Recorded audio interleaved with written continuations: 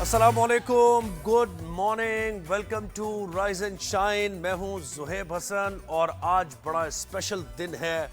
कायद आज़म मोहम्मद अली जिन्ना, बाबा कौम, जिन्होंने हमें मुल्क लेकर दिया, यूं दी हमें आज़ादी की दुनिया हुई हैरान है, कायद आज़म तेरा एहसान है एहसान। तो कायद आज़म मोहम्मद अली जिन्ना का यौम पैदाइश भरपूर जोश व जज्बे के साथ मनाया जा रहा है और तमाम ही सरकारी और गैर सरकारी सतह पर तकरीबात का एहतमाम किया गया है। आपको बहुत जल्दी हम मनाजिर भी दिखाएंगे, कुछ कराची के भी मज़ार कायद के मनाजिर होंगे। यूनिटी, फेथ एंड डिसिप्लिन, ये कायद आज़म ने हमेशा जो सुनहरी उनके गोल्डन वर्ड्स, कोटेबल कोट्स जो उनके हैं, उनमें सबसे ज़्यादा यही हम सब के लिए मशअल राह है कि हमें इस मुल्क को आगे लेकर बढ़ना है और जिस तरीके से इस मुल्क को जिन बेशबहा कुर्बानियों देने के बाद ये मुल्क हासिल किया हमने, तो हमें इसकी अहमियत का अंदाज़ा आज के दिन ख़ास तौर पे जो नौजवान नस्ल है उसको ये बताना चाहिए कि क्या कुछ हुआ, कितने कितने मसाइल से, कितनी दुश्वारियों से और कितनी कुर्बानियाँ देने के बाद आप यहाँ पर पहुँचे हैं और आज़ाद फ़ज़ा में सांस ले रहे हैं। आज के दिन की मुनासबत से हम आपको ये बताएं कि ये 149वां यौम पैदाइश है कायद आज़म मोहम्मद अली जिन्ना का और इस मौके पर मज़ार कायद पर गार्ड्स की तब्दीली की पुरवकार तकरीब भी मुनक़्क़िद की गई और हाई प्रोफाइल शख्सियात, वज़ीर आला, गवर्नर और दीगर हाई प्रोफाइल शख्सियात मज़ार कायद पर हाज़िरी देते हैं और गार्ड्स की तब्दीली भी होती है। आपको ये भी बताएं कि कायद आज़म मोहम्मद अली जिन्ना की जो जद्दोजहद थी इस वतन को, इस आज़ाद वतन को हासिल करने के लिए, इसमें कायद आज़म के रुफ़क़ा ने उनके साथ बड़ी कुर्बानियाँ दी हैं। मौलाना मोहम्मद अली जौहर, सर सैयद अहमद ख़ान, सरदार अब्दुल रब निश्तर, अल्लामा इक़बाल। और एक और चीज़ जो नौजवान नस्ल को हमेशा याद रखने की ज़रूरत है, बहुत ज़्यादा दो कौमी नज़रिए पर बात होती है, टू नेशन थियरी पे बात होती है, बड़ा लोग तजिया करते हैं, लेकिन अगर आपने देखना है कि टू नेशन थियरी उस वक्त कितनी वक्त की अहम ज़रूरत थी और अभी तक हम देख रहे हैं।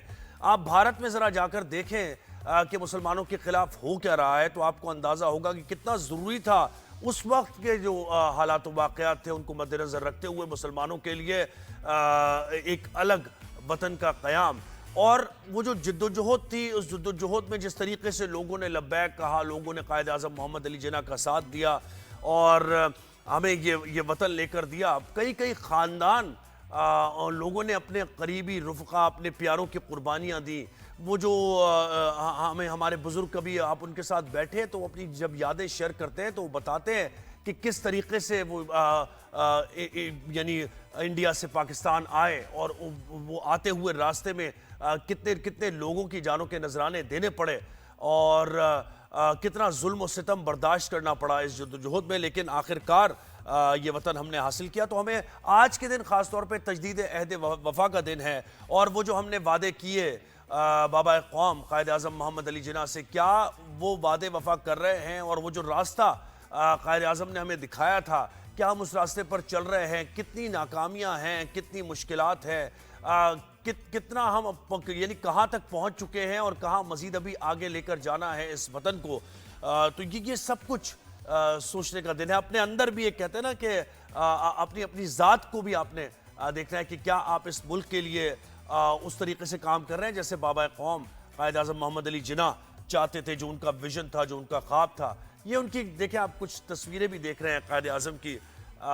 क्या कैरिस्मेटिक शख्सियत कायद आज़म मोहम्मद अली जिन्ना, उनका बैठना, उनका लोगों से बात करना, किस तरीके से, ये देखिए यानी हर चीज़ में जो है वो नज़र आता था कि वही वॉज ए स्टेटमेंट और इसी वजह से लोगों ने जो भी उनका पैगाम था वो सुना और मुश्तरका तौर पर वो जो यूनिटी, फेथ और डिसिप्लिन की बात की ना, तो ये हमने उस वक्त देखा होता हुआ। तो जनाब कायद आज़म मोहम्मद अली जिन्ना को खराज अक़ीदत हमने पेश करना है।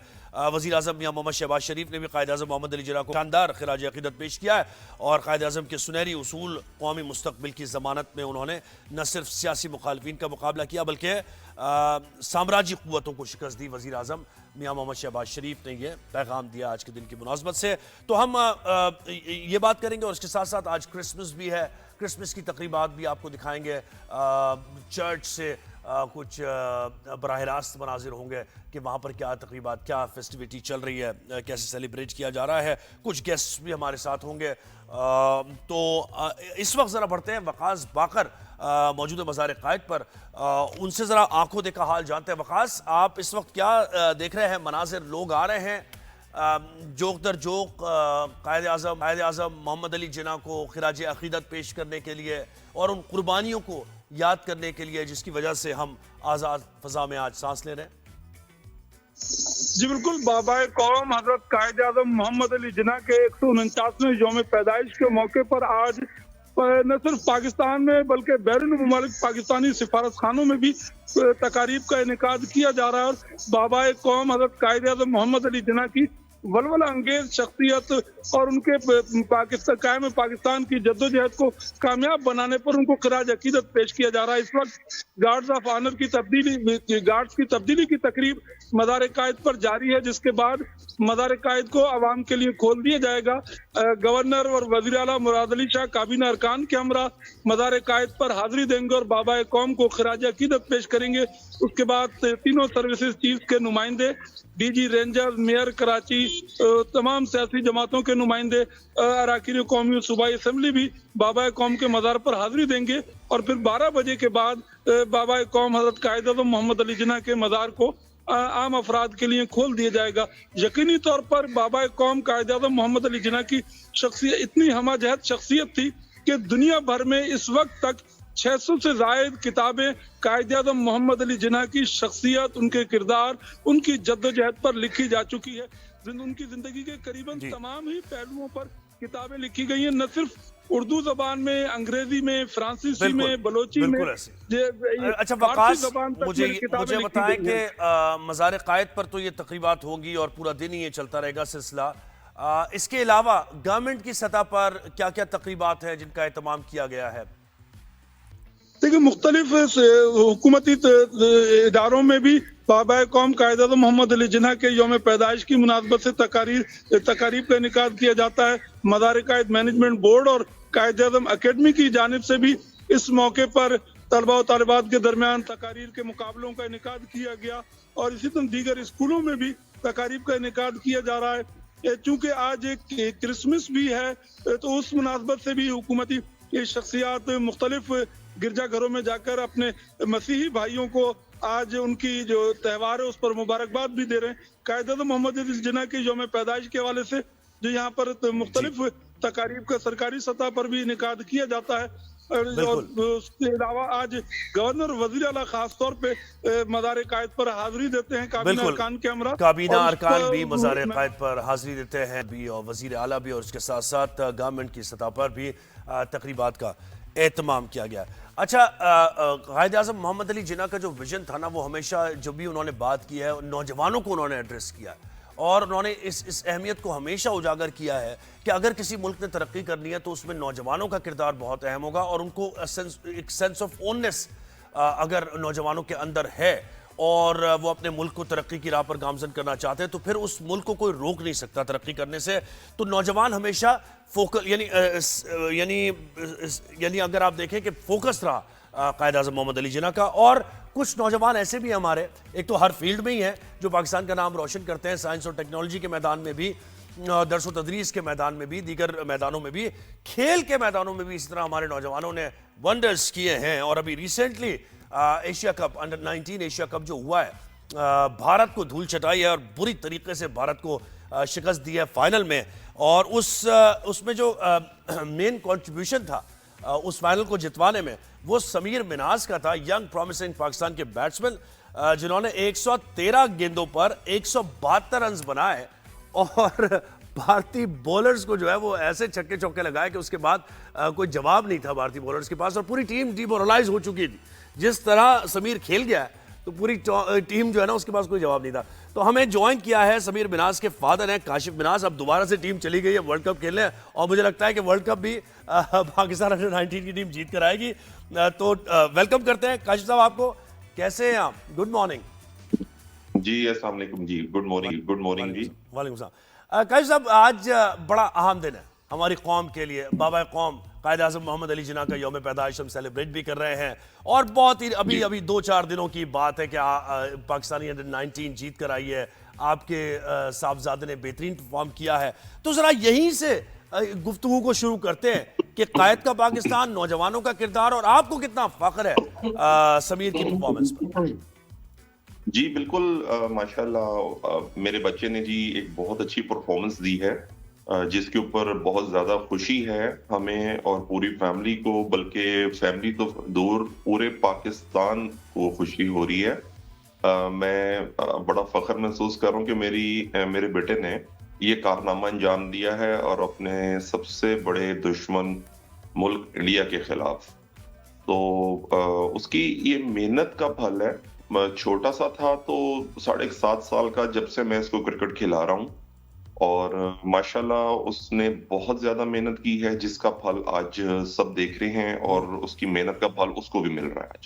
और कोई खास प्रैक्टिस आपने कराई है? क्योंकि हम हमेशा बात करते हैं टीम पाकिस्तान में जरा सी कमी रह जाती है कि भाई जिगरे से नहीं खेलते हैं, पॉजिटिव इंटेंट नहीं होती है, एग्रेशन जरा कम नजर आता है। लेकिन समीर के अंदर हमने ये देखा कि वो अंडर प्रेशर नहीं था बिल्कुल भी फाइनल खेलते हुए।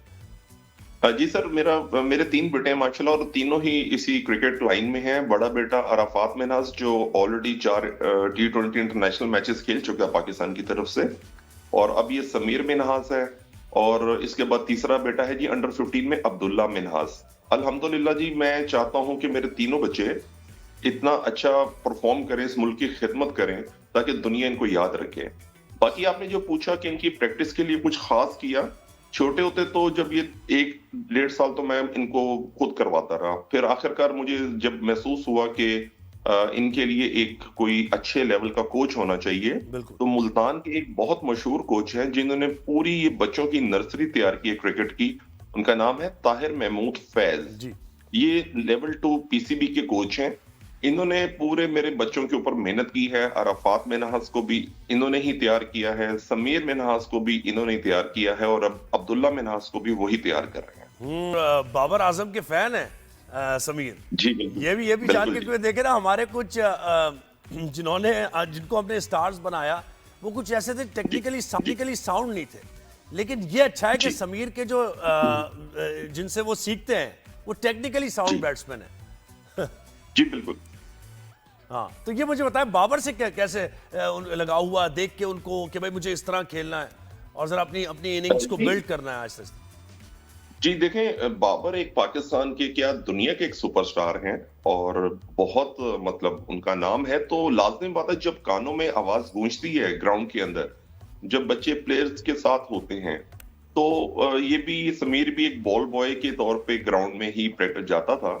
तो लाजिम बात है जी, जब बाबर का मैच होगा और ये जब उनको देखेंगे तो ऑब्वियसली उनकी एक चीज उनकी तरह बनने के लिए इनकी ख्वाहिश पैदा होगी कि जी हमने भी बाबर की तरह ही एक सुपरस्टार बनना है। तो फिर वो इंसान के अंदर एक शख्स की फोटो जो उनसी होती है ना, उसके दिमाग में आ जाती है कि मैंने इसके स्टाइल से ही आगे चल रहा है। तो अब ट्राई सीरीज है, ट्राई सीरीज के बाद वर्ल्ड कप आ रहा है, उसके लिए कोई खास तैयारी या फिर तो फिटनेस से मुतालिक बताइए।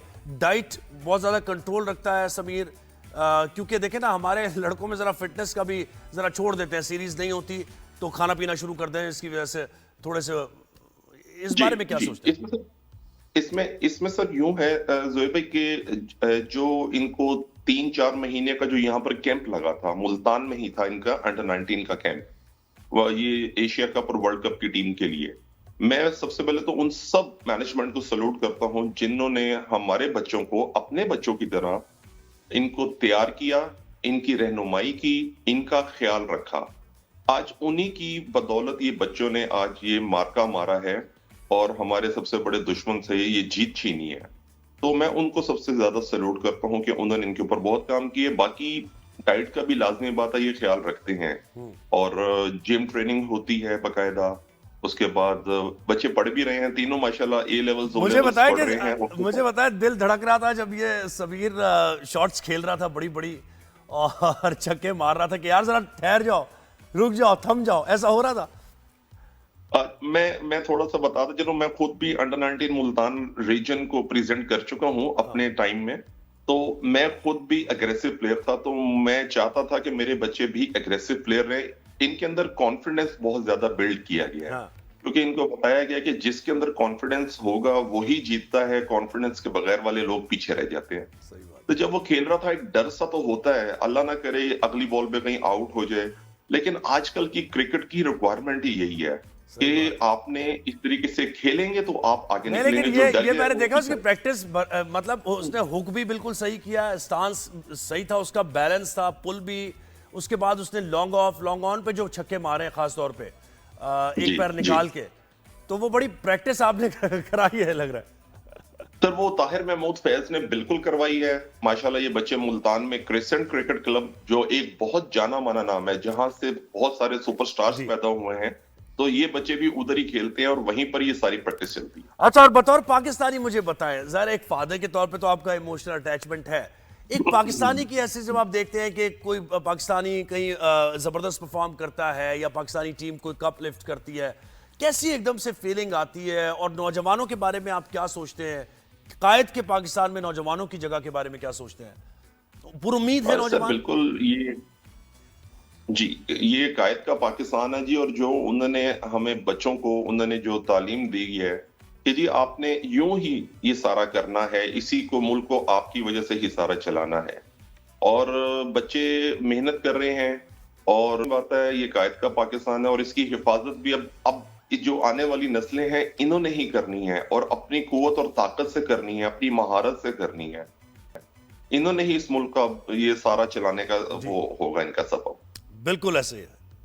इन्हीं बच्चों ने इस मुल्क की भागदौड़ संभाल ली है और उम्मीद करते हैं जी। काजिब साहब के जो भी ट्राई सीरीज है उसमें भी समीर अच्छा परफॉर्म करे और वर्ल्ड कप में भी, और पाकिस्तान वर्ल्ड कप भी इंशाल्लाह। जीत कर आने वाली है। बहुत शुक्रिया आपका, इंशाल्लाह। बहुत शुक्रिया। बहुत- मिराज के फादर काशिफ मिनाज थे, बहुत खुश भी थे, और क्यों नहीं होंगे खुश, मेहनत जब रंग लाती है तो फिर खुश होते हैं। अच्छा, एक ब्रेक हमने लेना है और ब्रेक के बाद जब वापस आएंगे तो देखिए बात यही होती रहेगी आज के शो पर। कायदे आज़म मोहम्मद अली जिन्ना को खिराज अकीदत हम पेश करते रहेंगे और क्रिसमस की भी बात होती रहेगी साथ साथ, तो कहीं जाइएगा नहीं, हमारे साथ जुड़े रहिए, देखते रहिए राइजिंग शो।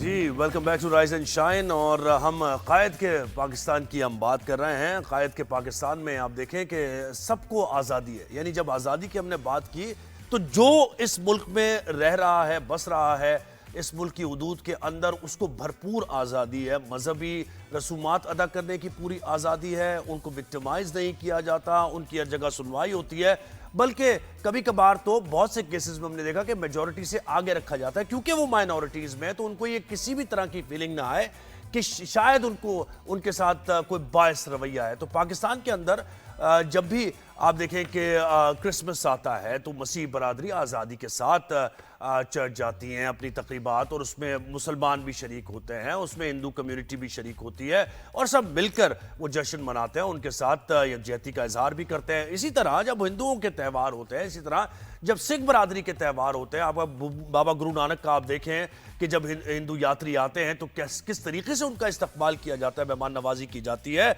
और फिर जब मुसलमानों की ईद होती है तो उसमें भी क्रिश्चियन कम्युनिटी साथ होती है, हिंदू बरादरी साथ होती है। तो ये ऑल इंक्लूसिव हमारी सोसाइटी है, बड़ा एक टॉलरेंट हमारा मुआशरा है, और आइडियल ज़ाहिर है जो कायद ने हमें विजन दिया था उसी के मुताबिक हम चल रहे हैं। यहाँ एक्सट्रीमिज्म की कोई गुंजाइश ही नहीं है, और हम तो एक्सट्रीमिज्म के खिलाफ, दहशतगर्दी के खिलाफ, एक्सट्रीमिस्ट रवैयों के खिलाफ हम लड़ रहे हैं। अच्छा, दूसरी तरफ हमारा जो नेबर है भारत, वहां पर बिल्कुल इसके कॉन्ट्रेरी है सूरत हाल।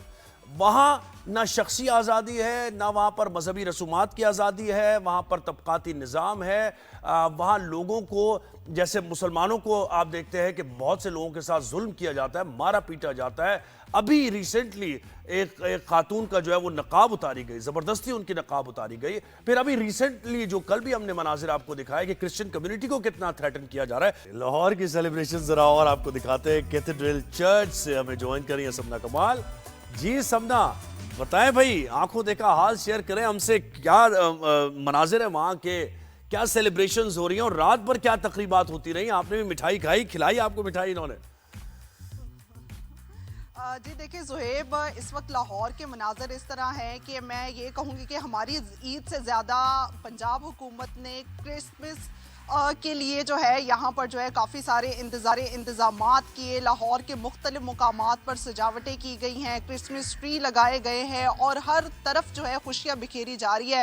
रात के वक्त ही जो है गिरजाघरों में दुआया तकरीबात का आगाज़ हो चुका था और क्रिसमस बरादरी चर्चों का रुख कर रही थी और सुबह सवेरे 8:30 बजे के करीब इस वक्त मैं लाहौर के कैथेड्रल चर्च में मौजूद हूँ, जहाँ पर दुआया तकरीबात का आगाज़ हो चुका और मसीही बरादरी जो है इस वक्त दुआया तकरीबात में शिरकत किए हुए हैं। इस वक्त मैं कैथेड्रल चर्च में मौजूद हूँ। अगर मेरा कैमरामैन ज़ुहैब आपको दिखा सके तो आप लोग यहाँ पर देख सकते हैं, ये चर्च है और यहाँ पर जो है वक्त अंग्रेज़ी में दुआया तकरीब जारी है, क्योंकि यहाँ पर जो दुआया तकरीब है वो 2 हिस्सों पर मुश्तमिल होती है। पहले अंग्रेज़ी में यहाँ पर दुआया तकरीब होती है और उसके बाद उर्दू में दुआया तकरीब का आगाज़ 10 बजे होता है और उसके बाद यहाँ पर दुआया तकरीब से निकलने के बाद यहाँ पर क्रिसमस का केक काटा जाता है, एक दूसरे को ईद की मुबारकबाद दी जाती है और तहाइफ भी यहाँ पर जो हैं वो तकसीम किए जाते हैं। और जब यहाँ पर दुआया तकरीब में शिरकत से पहले जब हमारी मसीही बरादरी से बात हुई तो वो काफ़ी ज़्यादा खुश दिखाई दे रहे थे और वो ये कह रहे थे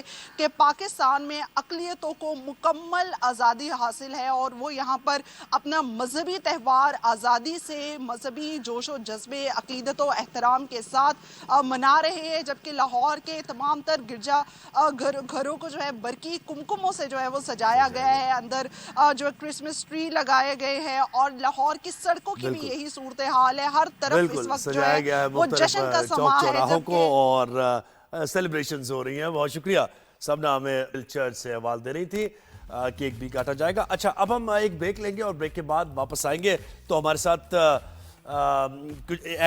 एक्ट्रेसेस बनीता डेविड होंगी जो और एनजी मार्शल भी होंगी जो कि सेलिब्रिटी स्टाइलिस्ट हैं। अच्छा, बनीता को आप बहुत देखते थे और वो जरा सी गायब सी हो गई है लेकिन दोबारा आई है तो उनसे जरा हम जानेंगे और क्रिसमस की सेलिब्रेशन कैसे होती है, कैसे करती हैं, भी जानेंगे। एक ब्रेक के बाद वापस आते हैं।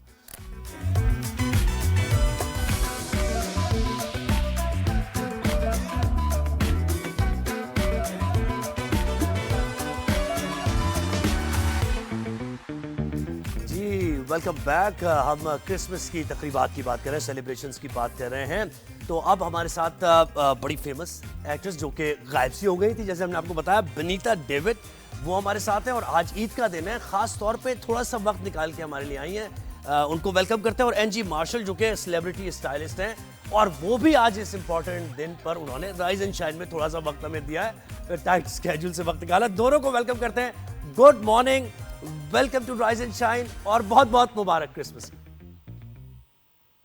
Thank you so much and happy Christmas to everyone. कैसी है विनीता आप? मैं बिल्कुल ठीक ठाक हूँ। Angie happy Christmas. अभी एनजी हाँ एनजी आप आ गए हैं ना, जाग रही है ना? जी जी जी बिल्कुल सही है। तो मुझे बताएं भाई कैसा गुजर रहा है कल रात, क्या एक्टिविटीज रही, क्या सेलिब्रेशंस हुई, कितनी मिठाई तकसीम की? बिल्कुल, एक्चुअली हम लोग तो रात में क्रिसमस जो है वो करते हैं। एनजी बताएंगे। एनजी सेंट पैट्रिक चर्च में हम लोग हमेशा रात में ही क्रिसमस। एनजी आप बताएं पहले बनीता से तो बहुत बात करनी है, पता नहीं कहाँ थी अब आ गई वापस। एनजी आप बताएं। गायब हो गई थी जी। ऐसा है कि क्रिसमस की तो एक्चुअली ईव जो होती है 24th की जो शाम होती है, रात होती है, तो तैयारियां उसी वक्त से, वैसे तो तैयारी तकरीबन 1 महीना पहले से ही शुरू हो जाती है, सारे डेकोरेशंस वगैरह। लेकिन ये है कि on Christmas eve everybody is very excited. रात को मिडनाइट मैस पे जाते हैं हम लोग सब। सही। उसके बाद चर्च से जैसे ही सर्विस खत्म होती है तो वहीं पर एक दूसरे से मेल मिलाप, एक दूसरे को विश करना। उसके बाद ये होता है कि अगर कोई फैमिली में बुजुर्ग होते हैं जो अलग रहते हैं या कोई बड़े होते हैं घर फैमिली के, उनको जाके मिलते हैं, उनको विश करते हैं। और फिर रात को इसी तरह से पूरे शहर में रात को जिस तरह से कल रात को भी ऐसा लग रहा था कि जैसे शाम का वक्त है। बिल्कुल क्या बात है। 3 बजे तक भी people were eating in snack bars, restaurants, खासकर सदर एरिया में तो बहुत ज्यादा रश था, फेस्टिविटी का बिल्कुल समा था। बिल्कुल सही कह रही है। और पाकिस्तान में यही तो खास बात है कि बड़ी आजादी। जी बिल्कुल जी। अच्छा, मुझे आपके पीछे मुझे क्रिसमस ट्री नजर आ रहा है, क्या मतलब घर भी डेकोरेट किया है? थोड़ा फ्रेम को खोले भाई, दिखाएं हमें भी। जी, मैं आपको दिखाती हूँ थोड़ा-सा। मेरा तो पूरा घर इस तरह से डेकोरेट होता है और क्रिसमस ट्री है। अगर मुझे आप हाँ इजाज़त जी, दें थोड़ा तो मैं आपको जाए थोड़ा-सा करीब जाए इसके। जी, ये देखिए, ये क्रिसमस फादर है। क्या बात ये है, सारी सेंटा सारी क्लॉज, डेकोरेशन है। क्या बात ये है, मेरे क्या घर बात की है। क्रिसमस ट्री है और पीस और लिखा हुआ है। शाम को और देखे ना कि जी, हार्बिंजर, जी। देखे ना हार्बिंजर ऑफ पीस हजरत ईसा उनको कहा जाता है ना, अमन के पैगंबर। जी। हाँ, prince of peace, prince of peace, अमन का शहजादा। अमन का शहजादा, बिल्कुल ऐसे ही है। अच्छा, अब जी। विनीता की तरफ भी बढ़ते हैं ना भाई, विनीता भी हमारे साथ है। आप आ जाए, आप फ्रेम सही कर ले, आपने देखी है जबरदस्त सेलिब्रेशन है। हाँ ठीक विनीता, है। आप बताएं आपका कैसे गुजर रहा है ईद का दिन, कितने बिल्कुल, लोगों से हम लोग मुलाकात हुई है? एक्चुअली हमारा यही होता है कि बस वो जो मिडनाइट नमाज होती है वो रात में 12 बजे स्टार्ट होती है, वो 2 बजे खत्म होती है। फिर हम लोग मिलते मिलाते हैं, फिर घर आते हैं, घर में अपनी मम्मी के साथ कॉफ़ी बनती है। मम्मी बहुत मज़े का रम केक बनाती हैं जो होममेड केक होता है। उसके बाद उस केक को काटते हैं हम लोग, फिर सब कॉफ़ी के साथ भी जैसे एंजॉय विद अपनी फैमिली के साथ हम सब केक खाते हैं, कॉफ़ी पीते हैं। क्रिसमस के लिए फिर हम बाहर ममालिक में अपने सारे फैमिली वालों को फ़ोन कर करके वेट करते हैं। फिर सुबह लेट उठना और फिर सुबह जो है वही खाने की प्रिपरेशन और वो मीठे खोजक बनते हैं कोकोनट के और इस काइंड ऑफ मीठा चीज होता है, खोजक कहते हैं, वो मम्मी बनाती हैं। तो वो फिर इस तरह से जो एक फेस्टिव है उसको फिर हम सारा दिन एंजॉय करते हैं। फिर डिनर पे जाना होता है, एनजीएनटी के यहाँ भी डिनर होता है 25 की नाइट को।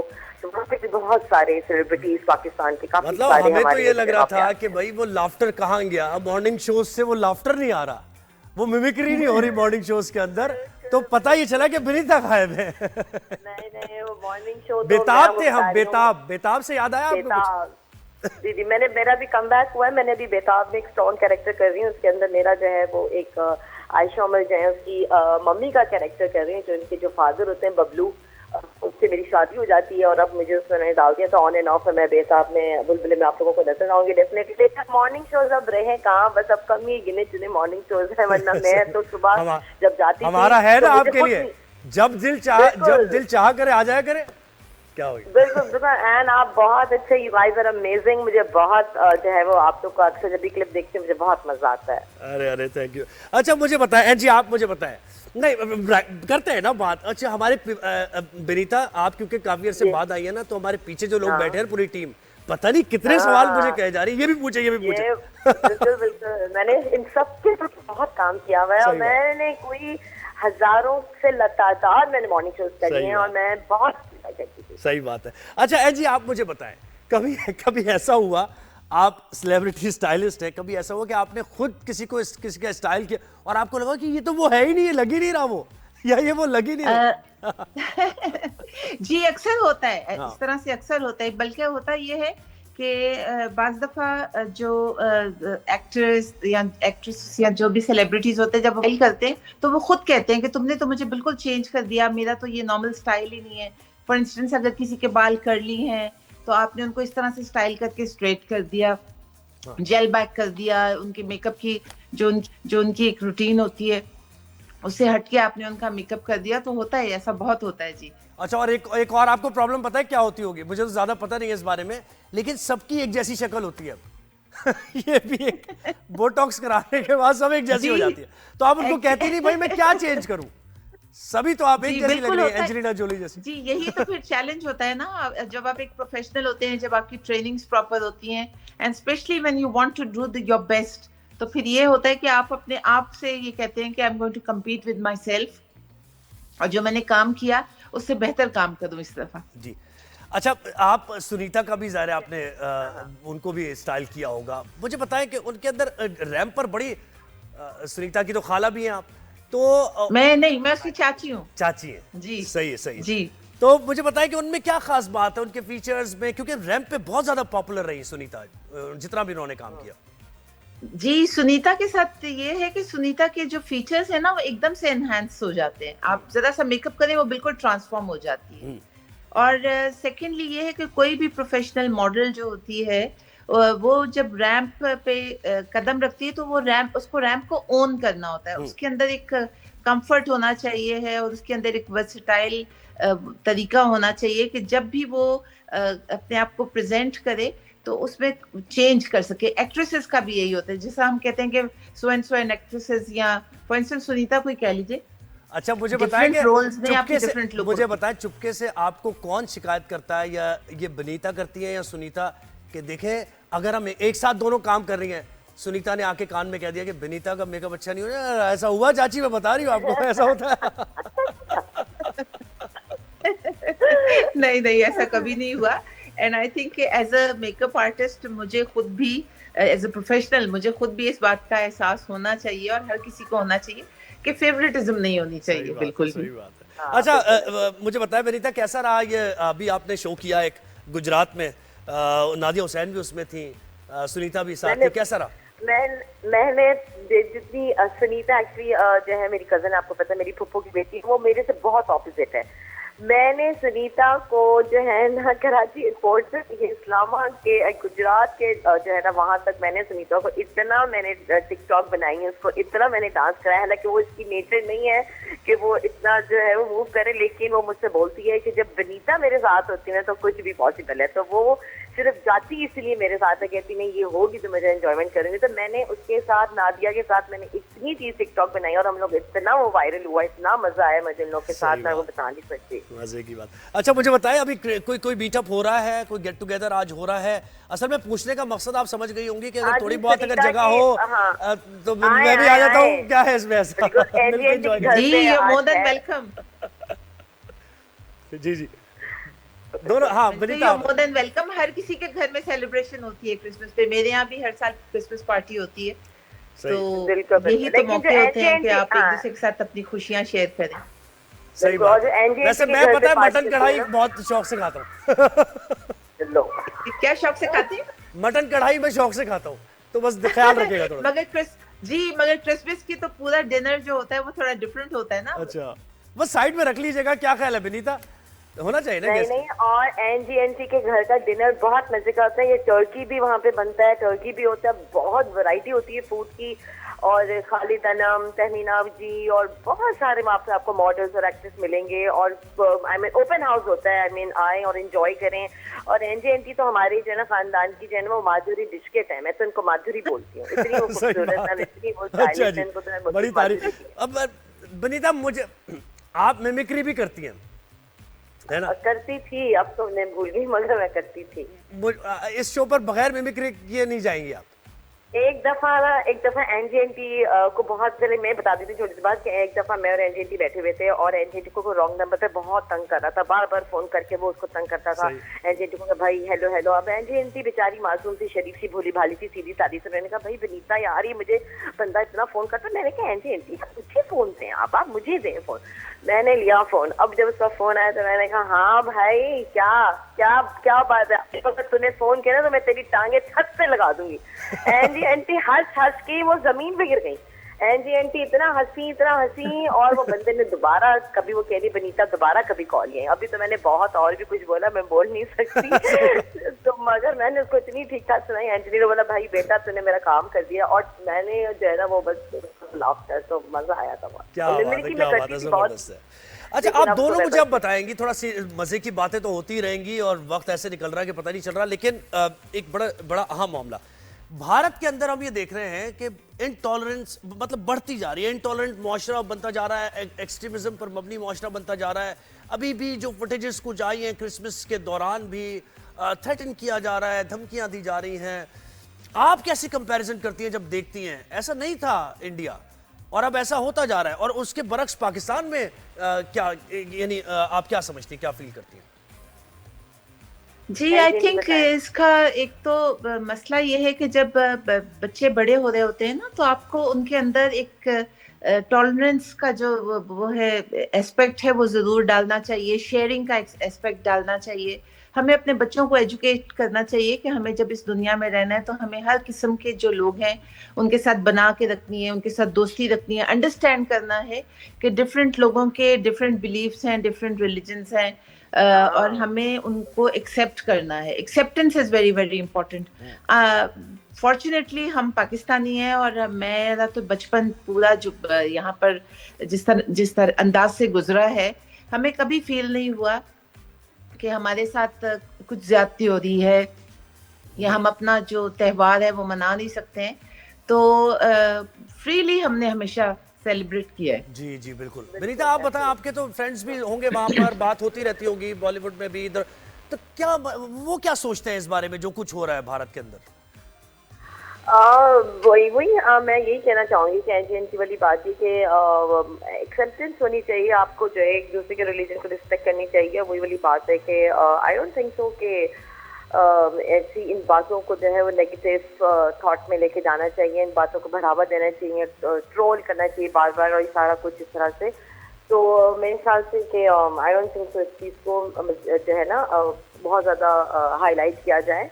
तो मेरे ख्याल से ऐसा कुछ नहीं है। आई मीन अगर आप पॉजिटिव होते हैं तो अगला भी पॉजिटिव ही रहता है। और मैं यहाँ पे पढ़ा, हम लोग वही बड़ी बात है कि हम लोग यहाँ पे एज अ क्रिश्चियन हम सेलिब्रेट करते हैं, मीडिया में काम करते हैं। जब मैं शुरू में आई थी तो मुझे थोड़ा सा ये डर होता था कि यार मैं क्रिश्चियन हूँ तो मुझे पता नहीं काम मिलेगी या मुझे थोड़ा डिग्रेड करेंगे। तो बहुत स्टार्टिंग की बात कर रही हूँ, लेकिन मुझे कभी मेरे साथ ऐसा नहीं फील हुआ मुझे कि मुझे उन्होंने बोला कि भाई इसको बाद मिलेंगे, ऐसा कुछ नहीं है। बड़ा कॉन्फिडेंस किया और मैं बिल्कुल फ्रीडम के साथ पूरे पाकिस्तान में रहती हूँ और बड़ा हम जो फख्र महसूस करते हैं। हम अपने चर्चेस में जा सकते हैं, इबादत कर सकते हैं, हर चीज के लिए सेलिब्रेशंस हैं, घर सजाते हैं हम अपने, बिल्कुल ऐसे। और हमारे दोस्त तो इंतजार करते हैं पूरा भाई देखिए, इस वादे के साथ मैं आपसे इजाजत लूंगा आप दोनों से कि अभी बहुत सी बातें रह गई मजे मजे की। स्टूडियो आना है आपने जी, आपको भी और विनीता। जी जरूर इंशाल्लाह। सुनीता और अब सुनीता को भी इनवाइट करना, हम तीनों आएंगे। गुड गुड, जबरदस्त हो जाएगा, मजा आएगा। चले, थैंक यू, बहुत शुक्रिया वक्त दी। तो जनाब ये देखिए आप कितनी मजे की बातें हुई एनजी से और विनीता से। एक ब्रेक हमने लेना है, ब्रेक के बाद वापस आएंगे तो नादिया खान भी हमारे साथ होंगी और कायद के पाकिस्तान की बात भी होती रहेगी, क्रिसमस की बात भी होती रहेगी। देखते रहिए राइज एंड शाइन।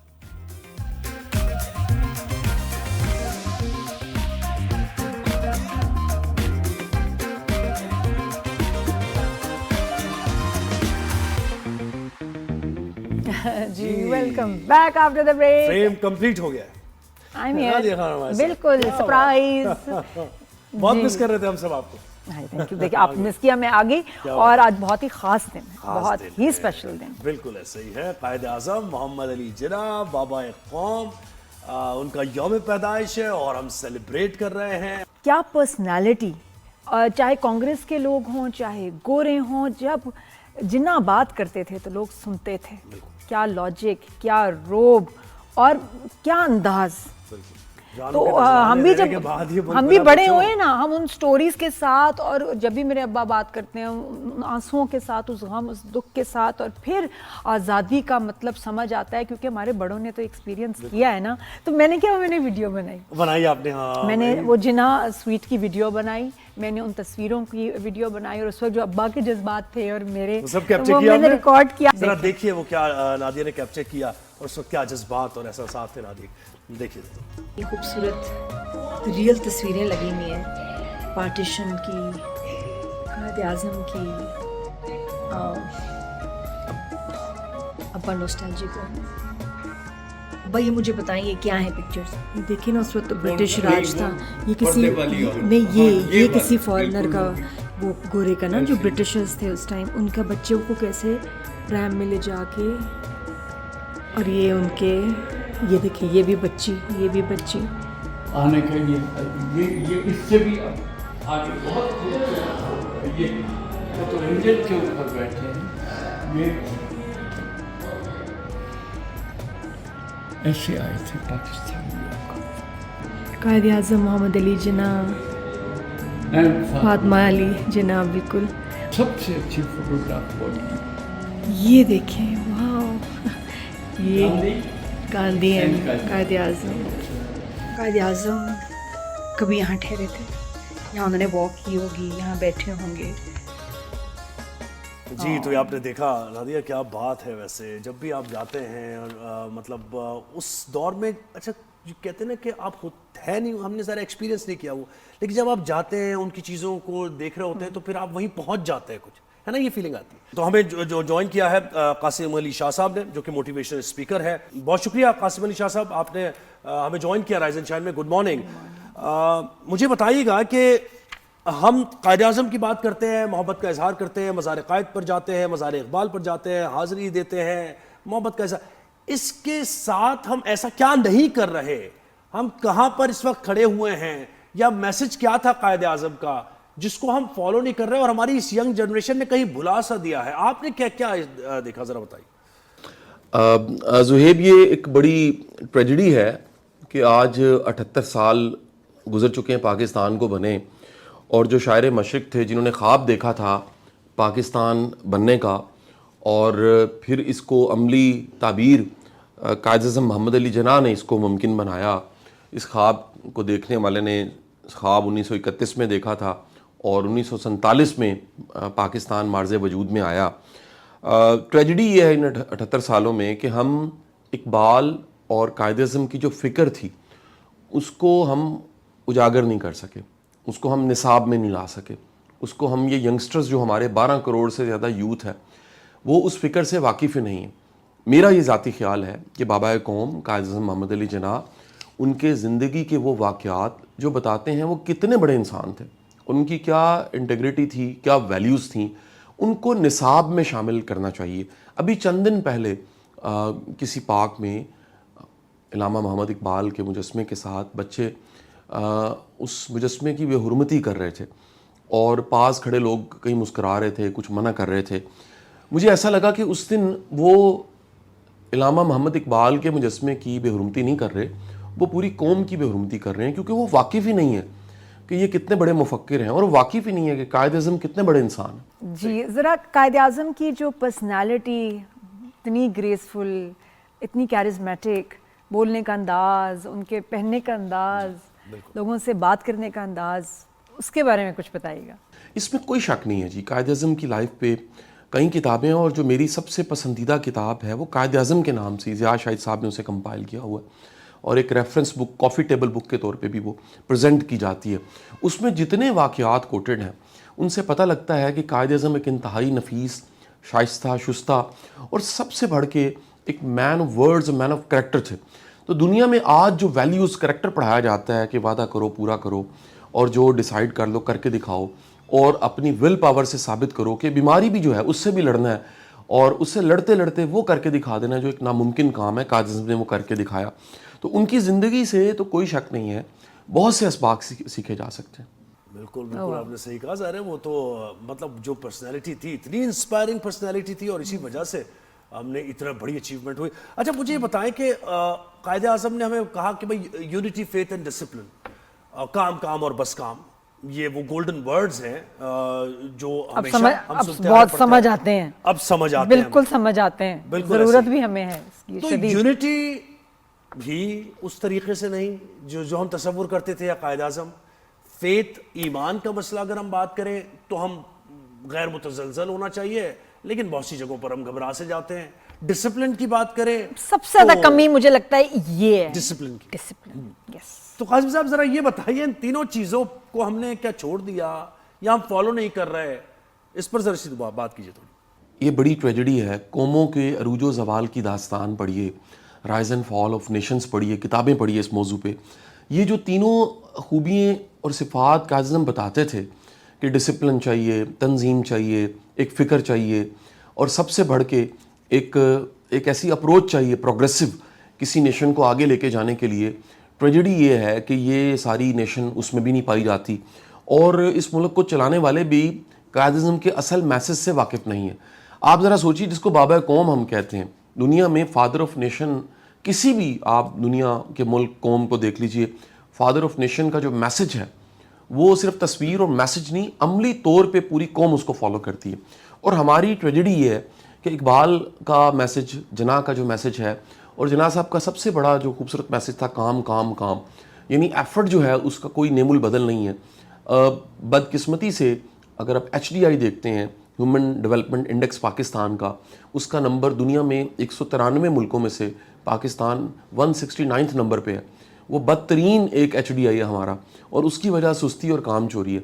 तो जिन्ना के मैसेज को, कायद-ए-आज़म के मैसेज को इस वक्त बताने फैलाने की ज़रूरत है। ये सिर्फ 25 दिसंबर को दुनिया को नहीं पता लगना चाहिए, बल्कि ये पूरा साल के 365 दिन निसाब में हमारे कह लीजिए मुकर्रीन को अपने रेफरेंसेस में उन्हें कोट करना चाहिए। कायद-ए-आज़म को पता था कि आगे ये फंसेंगे डिसिप्लिन पे, ये इसलिए बताना ज़रूरी है और बाकी हम आज सफ़र कर रहे हैं इस डिसिप्लिन की वजह से, चाहे वो हमारी नॉर्मल डेली ज़िंदगी हो, हमारे एजुकेशन के मामलात हों, हमारे ऑफिस काम के मामलात हो, डिसिप्लिन नहीं, उठने का, सोने का, हर चीज़ का बस हम कहते हैं हो जाएगा, ऐसे नहीं होता। कल कर लेंगे, परसों कर लेंगे, अरे टेंशन क्यों है, चिल, ये नहीं। डिसिप्लिन, और जिन लोगों की ज़िंदगी में डिसिप्लिन है, जो दुनिया के कामयाब तरीन लोग हैं, उनकी लाइफ में डिसिप्लिन है। सुबह उठेंगे, जल्दी सोएंगे, हर वक्त, हर काम का एक वक्त है, बिल्कुल, और उस वक्त वही काम होना है, कुछ भी नहीं। यानी बिल्कुल एज एन इंडिविजुअल हम कुछ नहीं है, एज ए टीम हमें काम करना है। डिसिप्लिन का मतलब ये भी है ना जी। देखिए, डिसिप्लिन कायदिज़्म का मैसेज भी है और ये कुदरत की तरफ से मैसेज भी है। रिकॉर्डेड हिस्ट्री ये बताती है कि इंसान अगर डिसिप्लिन्ड है ज़्यादा ग्रो करता है, नेशन डिसिप्लिन्ड है ग्रो करती हैं, वो लोग, वो माशरे तरक्की करते हैं जहाँ पे डिसिप्लिन है, जहाँ पर एक ऑर्गेनाइज सिस्टम है। पाकिस्तान में ये ऑर्गेनाइज होना, डिसिप्लिन स्टेट लेवल पे, कम्युनिटी लेवल पे, घर के लेवल पे और एक फ़र्द के लेवल पे सबको ये मैसेज फॉलो करना चाहिए। अच्छा काजिम साहब, मुझे बताएं कि मैं और नादिया भी ये डिस्कस कर रहे थे कि हम इस आज़ादी को, इंडिपेंडेंस को हम समझते हैं, फॉर ग्रांटेड लेते हैं सारी चीज़ों को कि बस ठीक है ना, आज़ाद मुल्क में हमें क्या, बस जो भी कुर्बानियाँ थी हमने ना देखी, ना एक्सपीरियंस की, ना सफ़र किया हमने, तो हमें क्या उसकी अहमियत का अंदाज़ा हो। तो अगर इसकी अहमियत का अंदाज़ा फ़लस्तीन से लगा लें, वहाँ के लोग कितना जाने जा रही हैं सारी, कश्मीर से देख लें आप, बहुत से ऐसे ममालिक हैं जो हमेशा अंडर थ्रेट रहते हैं और उनकी ज़मीन पर कब्जे की जंग होती रहती है और वो लड़ते रहते मर जाते हैं। इंडिया में जो मुसलमान है वो कितने सप्रेस्ड हैं? एग्जैक्टली, बिल्कुल ऐसा उनको ही है। कौन सी आज़ादी है? तो इस आज़ादी की अहमियत तो जरा उजागर करें, जो यंग जनरेशन हमें देख रही है उसे पता चले कि भाई बहुत मेहनत लगती है, बड़ी कुर्बानी देनी पड़ती है। आज़ादी कितनी बड़ी नेमत है, इसमें कोई दूसरी राय नहीं है कि आप जाके उन ममालिक को देख लीजिए जो आज उस हालत में नहीं है। मैं ट्रैवल करते कभी इन मालिक में जाता हूँ, इराक़ जाता हूँ, कभी इन मालिक को विज़िट करने वाले जो बताते हैं वो हाल अहवाल बताते हैं कि वहाँ जो एक स्टेट की रिट है और जो एक स्ट्रक्चर है जिसकी बुनियाद पे पूरा माशरा खड़ा होता है वो ख़त्म हो गया, और उसकी सबसे बड़ी वजह कि वहाँ वो आज़ादी नहीं रही। और हम इतने बदकिस्मत हैं कि हमें इतनी बड़ी नेमत, आज़ादी की नेमत मिली है, हम इसकी कदर नहीं करते। तो किसी महकूम कौम को जाके देख लीजिए और देखिए, कोई ऐसा मुल्क देखिए जिसकी फ़ौज कमज़ोर थी और वो ख़त्म हो गया, जहाँ पे कोई फितना आया और फितने ने उस मुल्क को डिवाइड कर दिया। हमारी एक गुड लक है, अल्लाह ने हमें इस साल फतह भी दी है और सबसे बढ़ के हमें एक ऐसा सिपा सालार दिया है जो कि एक विजन रखता है कि आने वाले चंद सालों में पाकिस्तान दुनिया के टॉप 10, टॉप 20 में इंशाल्लाह होगा। अच्छा काजिम साहब, ये हम ज़रूर यहाँ पर बात करेंगे। हम हमेशा विमेन एम्पावरमेंट की बात करते हैं, ख़वातीन को हम इक्वल अपॉर्चुनिटी देने की बात करते हैं। तो अगर हम, यानी मशअले राह तो हमारे लिए वही हैं, कायद आज़म मोहम्मद अली जिन्ना हैं, उनकी बहन हैं, यानी जब जब मुश्किल कोई पेश आई तो हमने मोहतरमा फातिमा जिन्ना को बराबर में पाया उस जद्दोजहद में। तो मुझे बताइए कि ये भी चीज़ हाईलाइट करने की ज़रूरत है ना कि अगर एक मुआशरे को तरक्की करना है तो हमने ख़वातीन को, औरतों को उनके हुकूक देने, उन्हें इक्वल अपॉर्चुनिटीज़ देनी है हर फील्ड में। देखिए, कायद-ए-आज़म ने जब भी वुमेन से बात की है, औरतों से, स्कूल कॉलेजेस की बच्ची हैं, प्रोफेशनल वुमेन्स हैं, तो वो बड़ा क्लियर मैसेज है कि कौम आगे जा ही नहीं सकती, कौम आगे बढ़ ही नहीं सकती अगर साथ में, मर्द के साथ में शाना बशाना औरतें नहीं चल रही। पहला किसी स्टेट की इमारत पे झंडा गाड़ना हो, वो भी किसी एक वुमेन का कमाल था। कायद-ए-आज़म के पूरे मिशन में उनकी बहन मोहतरमा फातिमा जिन्ना का रोल देख लीजिए, शाना बशाना साथ चलती रहीं। फिर वो तमाम की तमाम, वो बेगम राना लियाकत अली थी और बाकी सारी वुमेंस, उन सब का रोल भी देखिए तो वो मर्दों से कम नहीं था। और जिन्ना का मैसेज भी ये था कि जो मुआशरा है वो नामुकम्मल है औरत के बग़ैर, उसको एम्पावर किए बगैर, उसकी तालीम के बगैर, और उसको जो हकूक़ मिलने चाहिए, जो शरीयत ने दिए, जो स्टेट ने दिए, उसे ज़रूर मिलने चाहिए। बहुत शुक्रिया, आपने हमें टाइम दिया आसिम, थैंक यू। तो जनाब, बस ये है कि हम तो हमेशा ये कहेंगे कि याद रखें उन लोगों को जिन्होंने आपके लिए कुर्बानियाँ दी हैं, और उन्होंने कुर्बानियाँ दी हैं सिर्फ इस वजह से कि आप इस मुल्क में ज़ाहिर आज़ाद रह सकें। और आज के दिन पूरी दुनिया में क्रिसमस मनाई जा रही है। क्रिसमस मनाई जा रही है। जी हाँ, और बिल्कुल। पाकिस्तान में भी जोरों शोर से रात को 24 की नाइट को एक स्पेशल क्रिसमस मास होता है, क्रिसमस कैरल्स होती हैं, सेलिब्रेशन होती है। और आज के दिन जो क्रिश्चियन फैमिलीज़ हैं वो अपनी रिलेटिव्स के साथ, फ्रेंड्स के साथ बहुत ही खुशी का दिन मनाते बिल्कुल ऐसे ही हैं है। और ईद का समा होता है, तो उसके बारे में भी हम बात करेंगे और सबको विश करेंगे फादर आज। मारियो हमारे साथ होंगे एक ब्रेक के बाद, तो कहीं जाना नहीं है आपको। क्रिसमस सेलिब्रेशंस होंगी Ryzen channel. Keep watching. Good morning and Merry Christmas.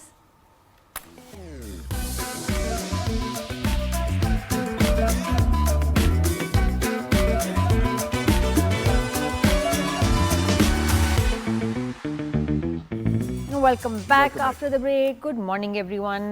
जी जोहेब। जी, और कुछ ऐसे एक्टर्स होते हैं ना नादिया पुराने वक्तों में कि जो मतलब आप देखें चार्ली चैपलिन जैसे, जैसे मिस्टर बीन है, ठीक है, सिर्फ अपने पोस्चर से, अपने एक्सप्रेशन से लोगों को हंसाते हैं। इस तरह चार्ली चैपलिन भी उनमें से एक थे, अपनी नौयत का मुनफरिद अदाकार। और इतना हिट हुआ, लेकिन शुरू में जब उनकी जिंदगी को हम देखते हैं तो जनाब बचपन इंतहाई मुफलिसी में, यानी गुर्बत में बचपन उनका गुजरा। और जहाँ से बरतानिया से आगाज किया वहाँ किसी ने उनको पूछा ही नहीं। उन्होंने स्टेज भी किया, सब कुछ किया, लेकिन कोई सुनवाई नहीं। उसके बाद जनाब न्यूयॉर्क जब वो पहुंचे तो न्यूयॉर्क में फिर उन्हें शोहरत मिलना शुरू हुई और लोगों को पता चला कि भाई चार्ली चैपलिन भी कोई है शख्सियत, एक्टर। और उस दौर में साइलेंट फिल्म के जो थे master, king of silent film, बिल्कुल ऐसी कॉमेडी, और कॉमेडी में गम भी होता था, कहीं कहीं देखें इतना दुख भी है, रो रहे हैं। और एक अलग फॉर्म ऑफ उन्होंने एक्टिंग इंट्रोड्यूस कराई जिसमें बगैर किसी डायलॉग के सब कुछ कह जाते थे और पूरी दुनिया उनको देखती थी, आज भी देखती है। और एक बिल्कुल एक अलग स्कूल ऑफ कॉमेडी है, Charlie Chaplin way of comedy. अलग किया। फिर राज कपूर ने उन्हें कॉपी किया। आप देखें कि राज कपूर की जो पुरानी फिल्म्स थी सारी चार्ली चैपलिन को उन्होंने कॉपी किया। उनकी मॉस्टेचेस उसी तरह, फिर वो हैट उसी तरह का उन्होंने, और फिर वो भी छड़ी भी उन्होंने वैसे ही ली। तो काफी लोगों ने उनको कॉपी किया। 100 films face of comedy, face of comedy है वो ब्लैक एंड व्हाइट फिल्म्स के दौर की, साइलेंट फिल्म्स के दौर के। क्या बात है। 100 फिल्म्स में उन्होंने काम किया, 72 के करीब फिल्म्स लिखी भी, 7 फिल्म्स डायरेक्ट भी की उन्होंने, 31 फिल्म्स उन्होंने प्रोड्यूस भी की। अच्छा, उस वक्त back in the days audio recording was a big challenge कि जी वो टेक्नोलॉजी नहीं, माइक्स ये वो, तो उसमें डबिंग की जाती थी और डबिंग एक बहुत ही महंगा, वक्त लेने वाला और मुश्किल ऑडियो की असिस्टेंस आपको नहीं, क्योंकि बहुत सी चीजें कवर अप हो जाती है। आप तो एक्टर बेहतर बता सकते हैं कि कैसे आप अपनी जो है ना एक्टिंग को कवर अप कर सकते हैं कि ऑडियो, उसमें तो ऑडियो की है ही नहीं आपको पास। तो कितना आसान हो गया ना कि देखें जी ऐसी फिल्म्स बना दी कि चलो जी ऑडियो की में जरूरत ही नहीं। अब लोगों को लगा कि यार ये एंटरटेनिंग कैसे होगा, डायलॉग्स नहीं, आवाज नहीं, कैसे लोग एंगेज करेंगे, कनेक्ट कैसे होंगे। और वो चार्ली चैपलिन ने करके दिखाया कि पूरी पूरी स्टोरी समझ आ जाती थी। बिल्कुल ऐसे ही है। कैसे फिर उस और लूरा एंड हार्डी भी आता था एक उसी तरह की। अच्छा, मेरे वो बड़े फेवरेट थे, थ्री स्टूजेस। अच्छा, थ्री स्टूजेस, हाँ, ये उस जमाने की फिल्म है। अच्छा, फिल्म द सर्कस जो थी उनकी 1929 को पहली दफा उन्हें इसके लिए ऑस्कर अवार्ड भी दिया गया। और फिर मुझे याद आ गया राज कपूर ने मेरा नाम जोकर बनाई थी, बिल्कुल फिल्म द सर्कस की कॉपी करके। तो ये जरा मामलात है। आज का शो जनाब आपको कैसा लगा ये हमें बताइएगा, क्योंकि आज कायद आज़म की यौम पैदाइश हमने सेलिब्रेट किया और कायद आज़म के जो अफकार थे, उन्होंने जो गाइडेंस हमें दी, उसको दोबारा से रिवाइव करने की हमने कोशिश की अपने जहनों में। और फिर हमने क्रिसमस की मुबारकबाद दी लोगों को, क्रिश्चियंस भाई बहन फैमिलीज उनके साथ मैरी क्रिसमस। जी, हमने भी बातें की, हम भी बहुत खुश हैं उनके लिए। और ये कि आज उनका बहुत स्पेशल दिन है, उनकी छुट्टी है, घर में फैमिली के साथ एंजॉय कर रहे हैं, मजे का खा पी रहे हैं। और आपके जो भी उनकी खुशियों में शरीक हो जी, बिल्कुल गिफ्ट्स लेके जाएं, विश करें, ताकि उनको लगे कि भाई कितनी हार्मनी है, जो कि है भी माशाल्लाह पाकिस्तान। और वक्त मिले नहीं, वक्त निकाल के जाएं आप। बिल्कुल, क्योंकि ये जो हमारा सफेद रंग है ना, इसकी बड़ी इंपॉर्टेंट है। हमारा झंडा इसके बगैर कंप्लीट नहीं है, इनकम्प्लीट झंडा। पाकिस्तान भी नामुकम्मल है इस सफेद रंग के बगैर। तो जरा जाइए और एंजॉय कीजिए, सेलिब्रेट कीजिए, हार्मनी बढ़ती है, इससे मोहब्बत बढ़ती है। शो का इख्तिताम करना है, नादिया और ज़ुहैब को इजाजत दीजिए, फीडबैक अपना देते रहिएगा। अल्लाह हाफिज।